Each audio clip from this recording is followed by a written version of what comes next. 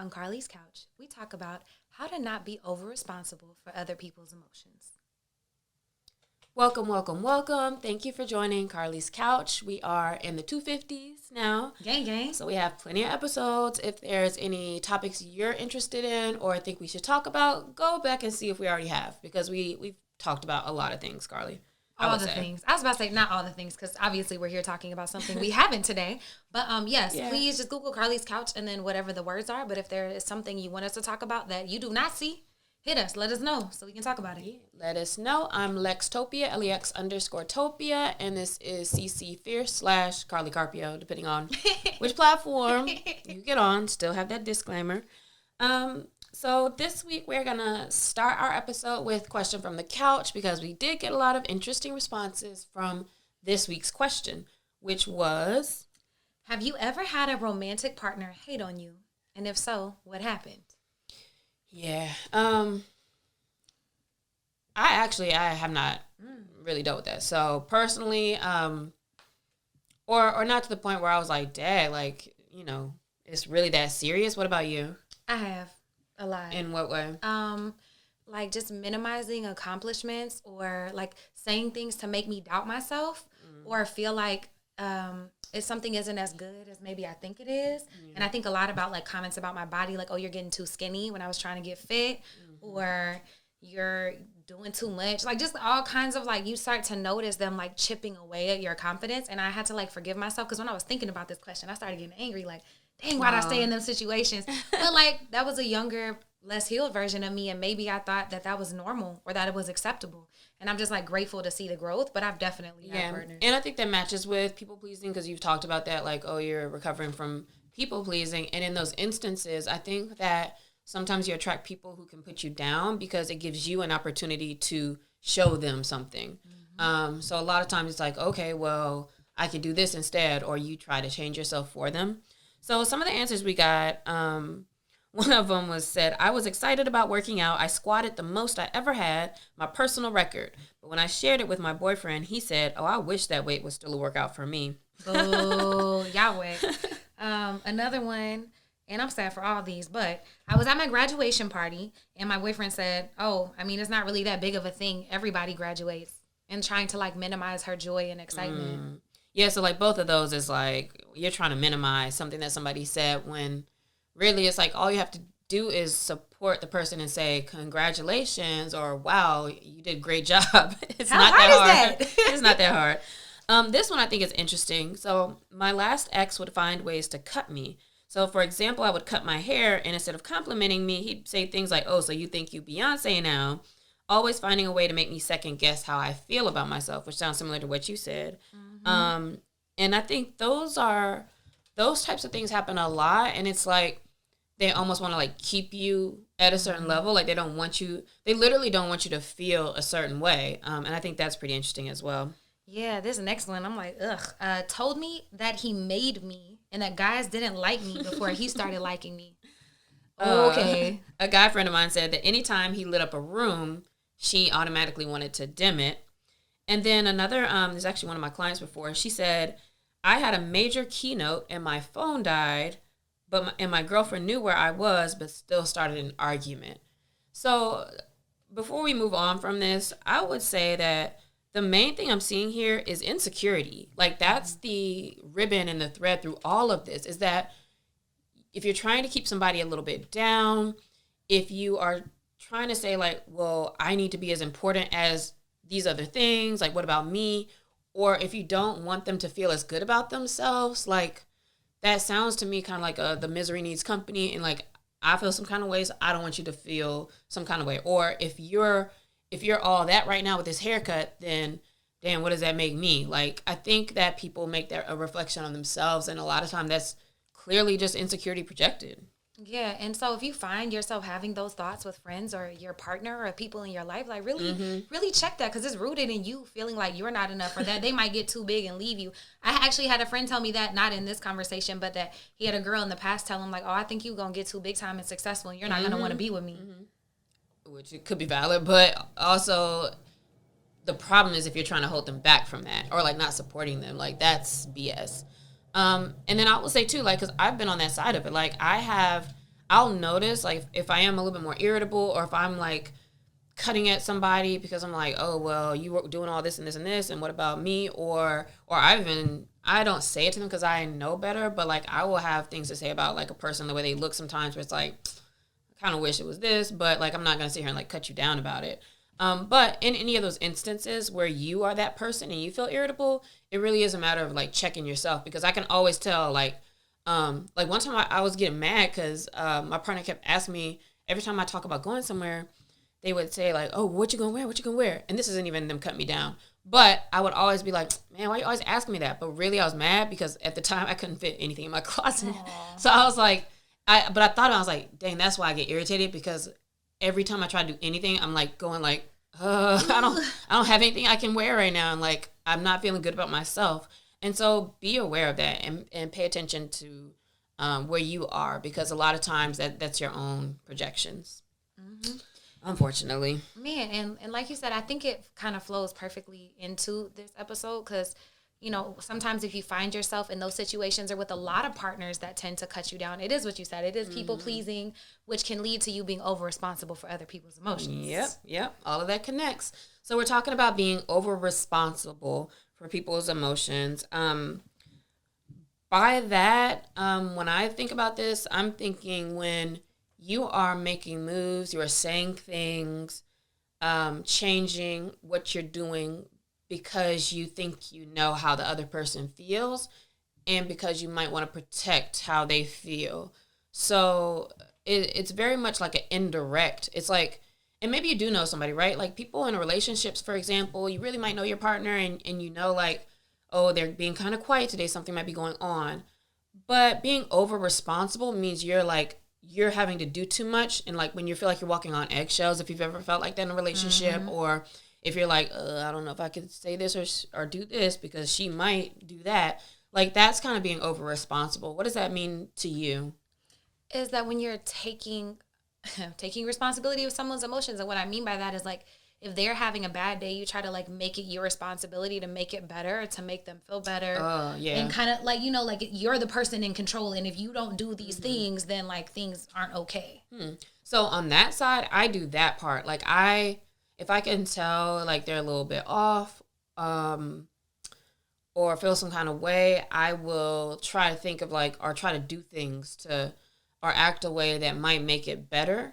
So I do that part. I notice people doing to me more the part that I said, which is probably why it's easier for me to identify that, is where, you know, sometimes like I might just be quiet and, or I'll ask a question like, hey, what are you trying to eat for lunch? And they're like, some wings would be good. And I might go like make a little face on, I mean, or we could do this, or we could do that, or, you know, pizza, like, what do you want? Da, da, da.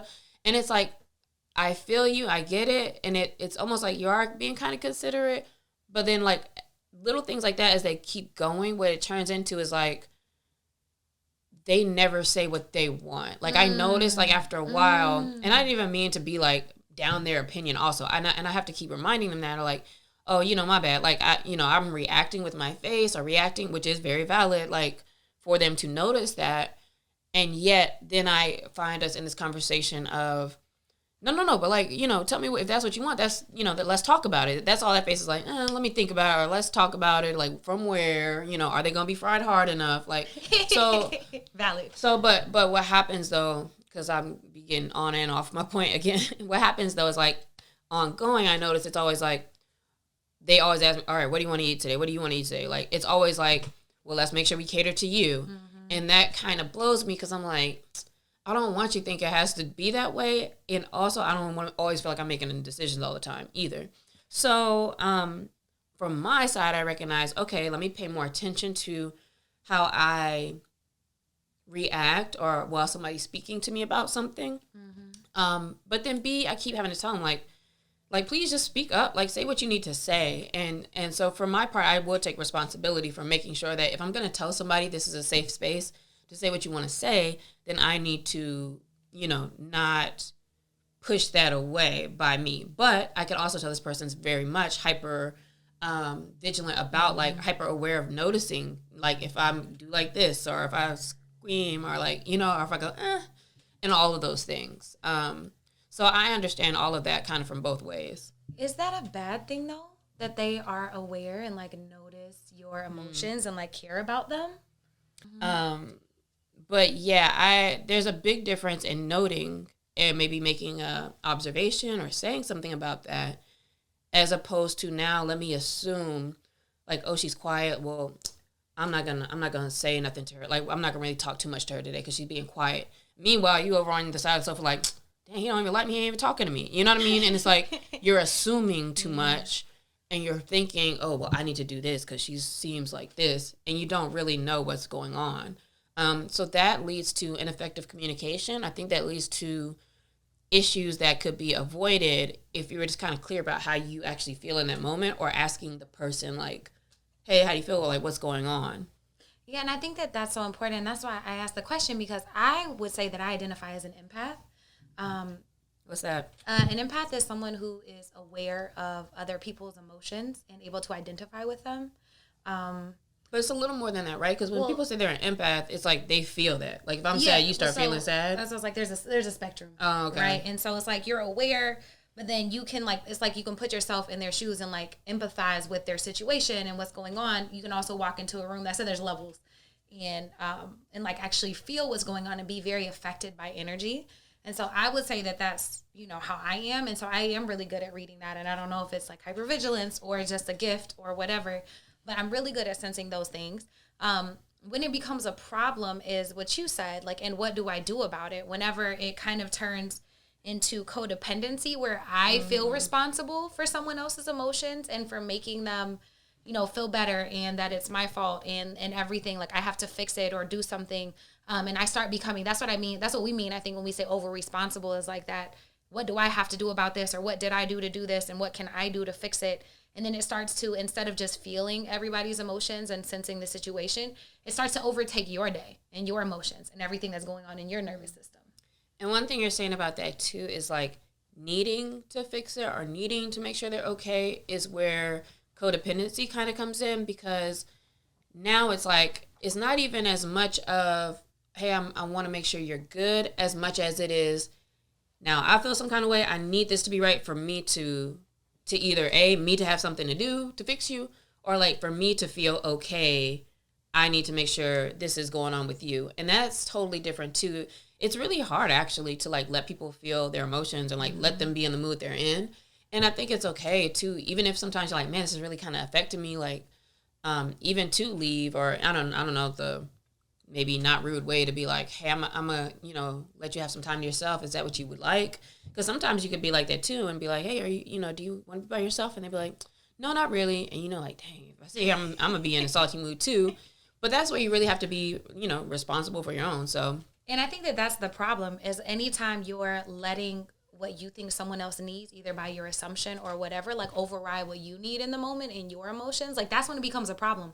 Like it's great to be aware and intuitive and sense other people's emotions and be able to, be there with them. But the moment you let it start overtaking your stuff, in the moment you start trying to do too much, and you like, I think a telltale sign of this is whenever you start to feel like maybe resentful, or like you're doing too much and just like, oh, I'm always doing this stuff and they never doing this. It's like you're doing a lot of stuff that they're not asking for. Yeah, that would be something I would stop right here to challenge you listeners to like stop right there. Like when you notice something, then stop and like don't try to do anything outside of maybe just check in with them. And then whatever answer they give you, it's like really actually just listen to them. But we've already mentioned like codependency, people pleasing is kind of ways that, or not ways, but like kind of like a route to what kind of makes you kind of more of an over-responsible person. But there's a couple other things too. Like I know one of them for me can sometimes be avoiding rejection. So, if I'm like, oh, I want to get all cuddly, but your partner is like, over to the side or turned around a little bit, then I'm like, it look like he's trying to chill. I'm not gonna try anything, right? Meanwhile, he probably like, damn, I wish you would initiate something. And we both sitting here like just whatever.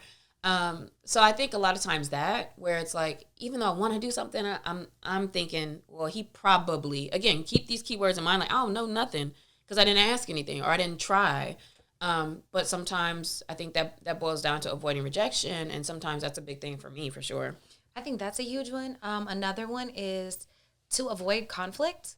because you kind of want to control your space and be in a safe space. And if you feel like everybody is like copacetic, then you're good and you don't have to worry about it. So a lot of times it can also be like a protection mechanism and also a little bit of manipulation. I think sometimes it's manipulation because you're doing things maybe you don't want to, or in a way just for things to be okay whenever it might not be true to what you need and want in that moment. Yeah.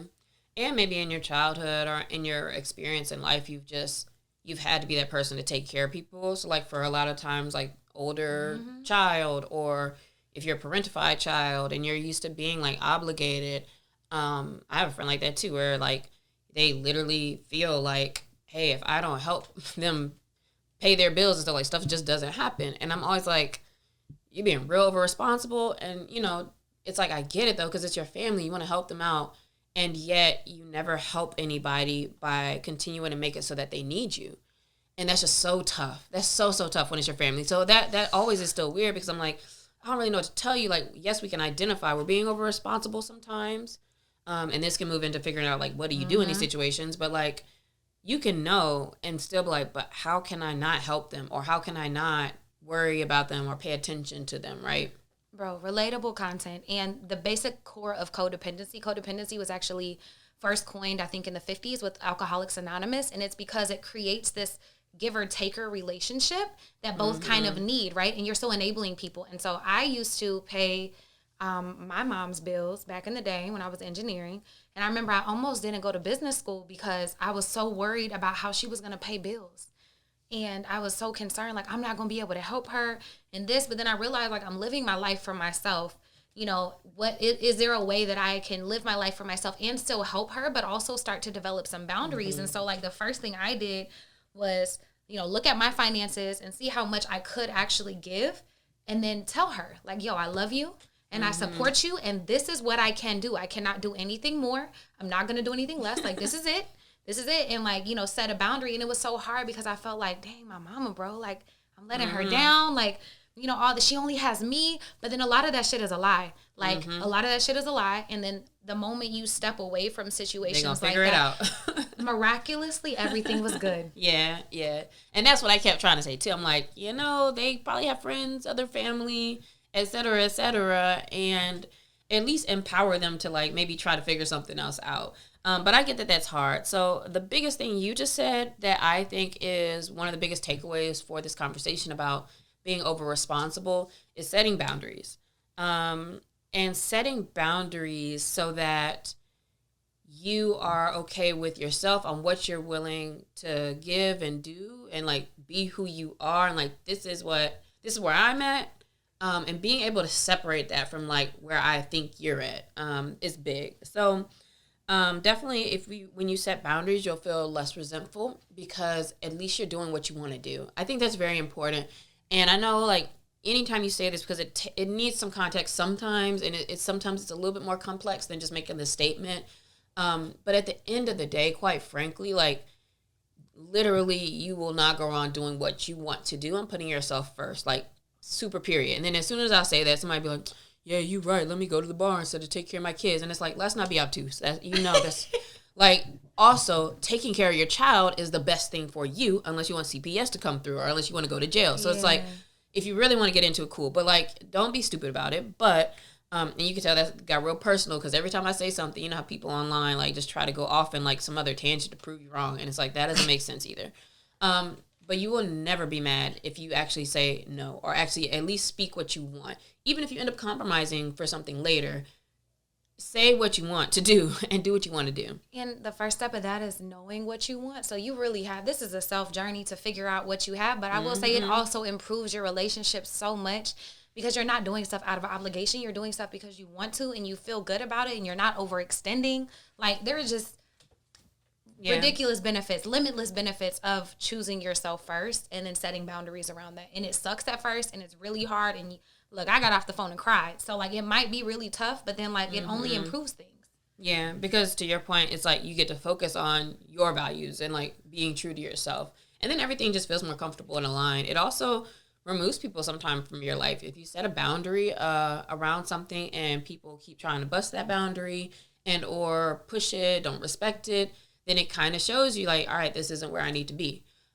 So like earlier in all those examples we were given from the questions from the couch, it's like, okay, like, can you recognize like what this is, be able to have conversations? And then the hardest part about this, again, is setting the boundary to like, you know what, this doesn't match with me, so I got to dip out.